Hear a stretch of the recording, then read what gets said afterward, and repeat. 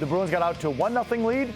They got out to a 2-0 lead. Carolina made it 2-1.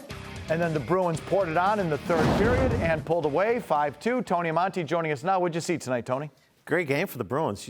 You saw everything that you didn't see on Tuesday night down in Carolina. The Bruins, for a man, up and down their lineup. Everybody played. Everybody contributed. The Boston Bruins win this game and send it to 7.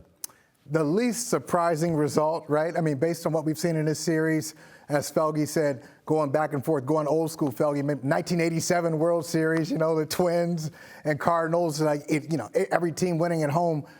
Are you surprised by anything that you saw based on the trend of the series, Tony? No, it is what it is. It's a homer series, and you'd have to think that Carolina is in the driver's seat right now going home for Game 7. The Boston Bruins need to figure it out on the road, and I think this whole series has boiled down to matchups for the Carolina Hurricanes and matchups on the Bruins side as well. Okay, we'll get to Game 7 coming up. I think the best thing tonight was after Svechnikov made it 2-1 in the third period, and you sort of thought, okay, here we go. They're going to have to hang on for dear life.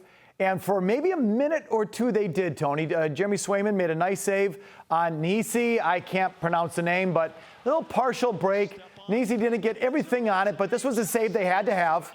They got it.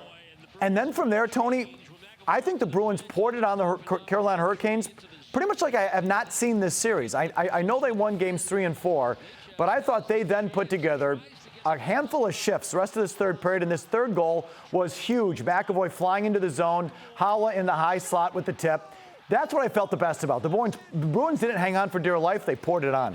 Which is incredible for this team. You thought they were just going to try to hold on there throughout that third period, but they didn't. It gets to 2-1, and they start to turn it on. They get on the forecheck. You see this goal right here by Holley. Great play by Charlie McAvoy after getting dinged up the shift prior to that. For the Boston Bruins. But like I said, I just think it was a total team effort. Up and down the lineup, from your first guy on offense, Brad Marchand, down to your last guy, which would probably be... Lazar in that fourth line. Right. And they contributed Robbie, twice. If you want to show the fourth goal as well, they poured it on. And the Bruins won games 3 and 4, but I thought they were hanging on for dear life in games 3 and 4. And I'd never seen them assert themselves. And again, this was another...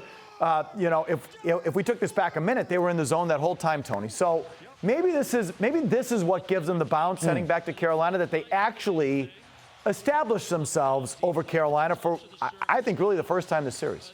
Well, it's great. Every line scored, every line chipped in. So that leads to confidence going into the next game for the Boston Bruins.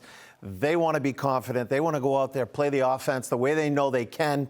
And they're going to need to do it down in Carolina. They need to get out, get the first goal, get the lead, play in front of this team. Okay. You think they go in there with confidence? Do you think they go in knowing how they played so poorly in Raleigh? I do. I mean, after today, everybody's got a little more confidence. Everybody's got a little boost. And like I said, everybody contributed. So they're all there. They're all ready to go. And we'll see what happens in Game 7.